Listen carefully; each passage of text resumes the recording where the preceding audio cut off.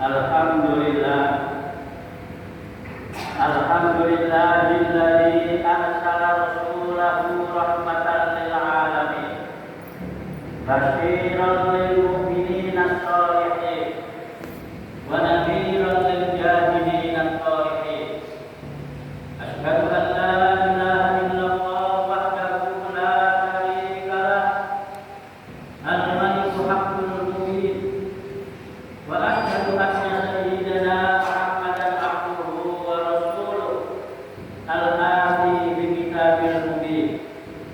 Fatuba liman tabi'ahu bi ihsanin ila yaumiddin.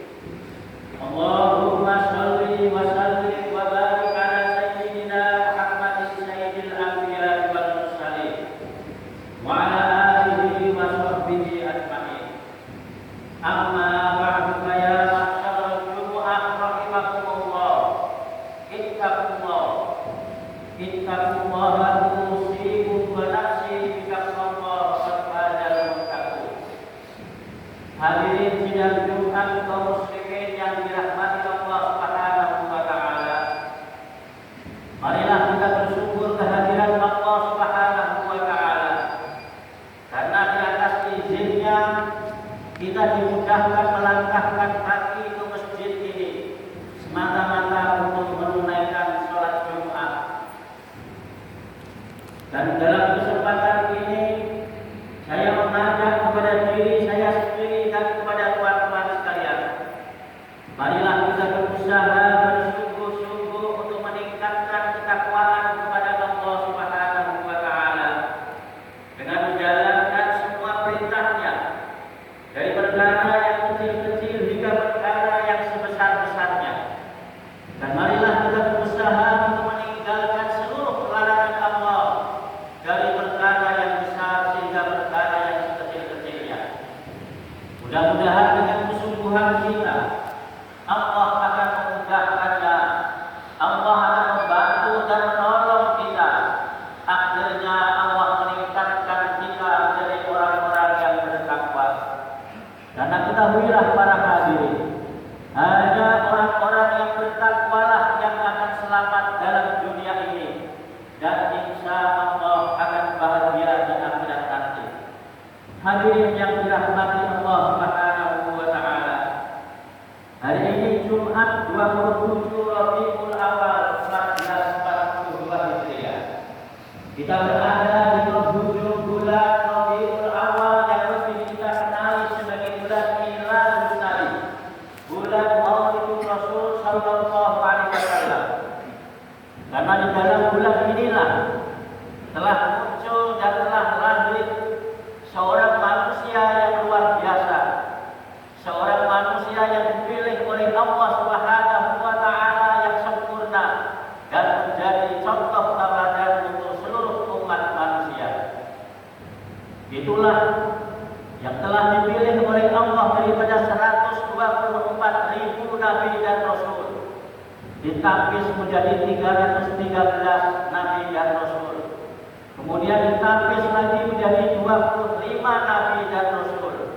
Akhirnya ditapis lagi menjadi 5 yang kita kenal sebagai ulul azmi, yaitu Nabi Nuh, Nabi Ibrahim, kemudian Nabi Musa, Nabi Isa, dan Muhammad Rasulullah sallallahu alaihi wasallam. Di antara 5 orang itu telah ditapis lagi oleh Allah, dipilihlah yang terbaik, dialah Muhammad ibn Abdillah Rasulullah sallallahu alaihi wasallam, sehingga dikenallah beliau sebagai Habibullah, yaitu kekasih Allah Subhanahu wa taala. Seolah-olah Allah tidak mau menerima sesiapapun yang mengatakan la ilaha illallah tetapi tidak disempurnakan dengan Muhammad Rasulullah, maka tauhidnya ditolak oleh Allah Subhanahu wa taala.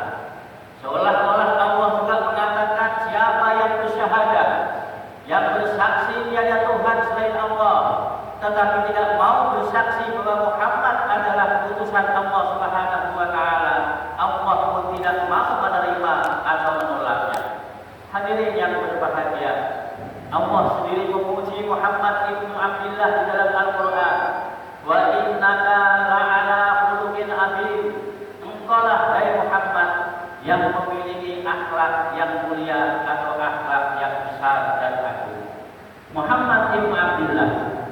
menjadi hebat bukan karena ilmu-ilmu yang lain.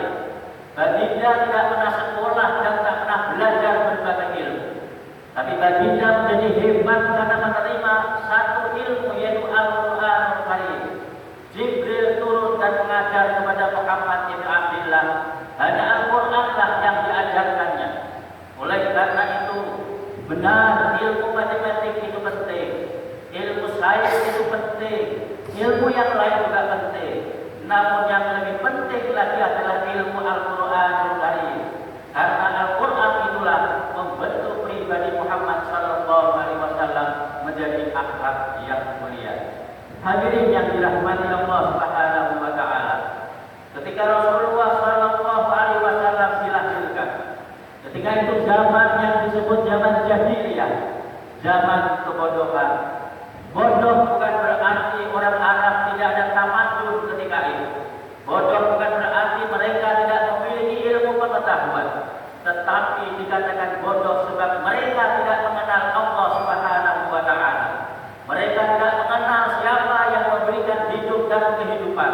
Mereka tidak mengenal siapa yang menciptakan alam semesta ini. Itulah kebodohan, bukan karena mereka tidak memiliki ilmu-ilmu yang lain.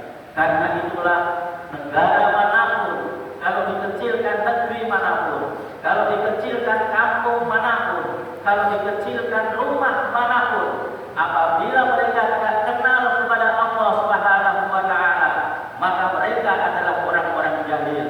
Mereka tidak mengakui Allah Subhanahu wa taala yang menghidupkan dan mematikan, yang memberi rezeki semenjak lahir, bahkan ketika masih di dalam perut ibunya sampailah kepada wafat.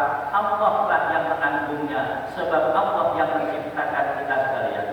Oleh karena itu hadirin sekalian, Islam datang membawa kedamaian, Islam datang membawa keamanan, Islam datang membawa kebahagiaan. Islam datang seperti mana yang disebut oleh Allah, wa ma arsalnaka illa rahmatan lil alamin. Islam datang memberikan kerahmatan, Al-Quran datang memberikan kerahmatan, Muhammad SAW datang juga memberikan kerahmatan. Bukan hanya ketika Nabi masih hidup, bahkan Nabi telah wafat pun sampai sekarang orang menggali intan berlian dalam sejarah kehidupan Nabi. Orang mencari emas yang indah dan mahal dalam kehidupan Rasulullah SAW, maka akan ditemukanlah dan terus digali, terus akan menemukan akhlak Rasulullah SAW. Karena Allah menyebut juga di dalam surah Al-Ahzab ayat 21, laqad kana lakum fi Rasulillahi uswatun hasanah liman kana yarjullaha wal yawmal akhir wa dzakarallaha katsiran. Telah ada pada diri Muhammad contoh tauladan barang siapa yang ingin bertemu dengan Allah Subhanahu wa taala dan juga percaya kepada hari kemudian dan selalu berpikir ingat kepada Allah Subhanahu wa taala. Hadirin yang berbahagia, Muhammad sallallahu alaihi wasallam bebas dan menjadi contoh teladan. Sebelum dilantik sebagai rasul pun telah memiliki akhlak yang digelar sebagai al-amin, orang yang jujur dan tak pernah berbohong. Dan ketika hidupnya telah nampak dalam kehidupannya contoh teladan dari perkataannya, daripada akhlaknya, daripada pergaulannya, daripada ibadah kepada Allah Subhanahu wa taala. Dan ini telah wafat pun menjadi contoh teladan. Bukan hanya untuk orang-orang Arab, bahkan orang Melayu pun kita wajib untuk mengikutinya. Betapa hebat dan sempurnanya Muhammad bin Abdullah. Hadirin yang berbahagia, ini Rasulullah telah wafat 1400 tahun yang lalu. Tiada lagi di depan kita, tiada lagi kita tengok akhlak dan budi pekerti Nabi.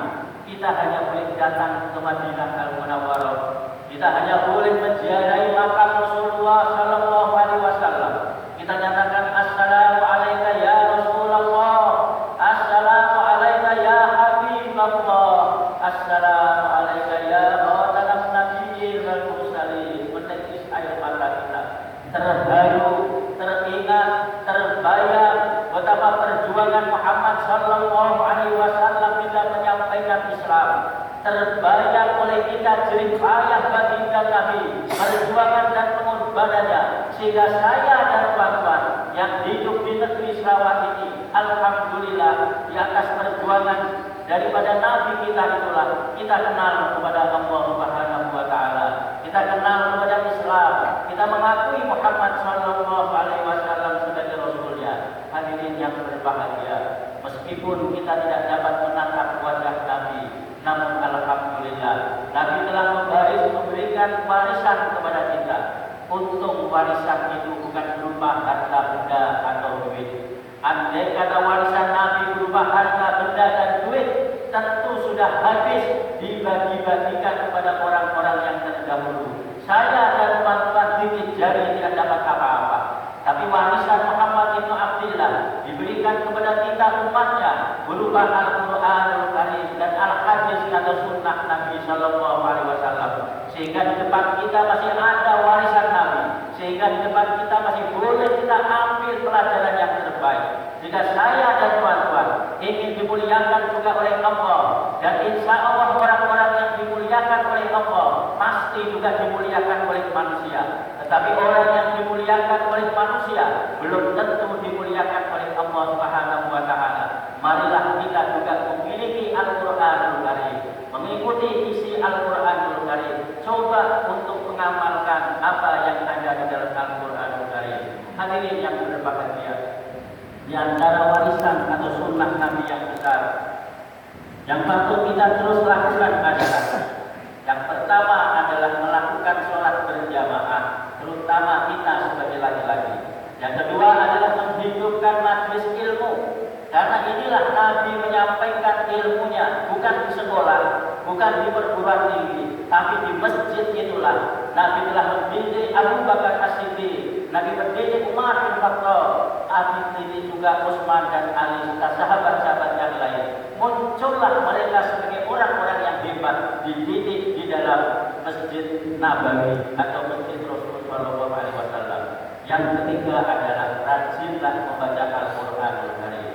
Siapa yang membaca Al-Quran berarti dia berdialog dengan Allah Subhanahu wa taala, berbicara dengan Allah dan Allah berbicara dengan dirinya.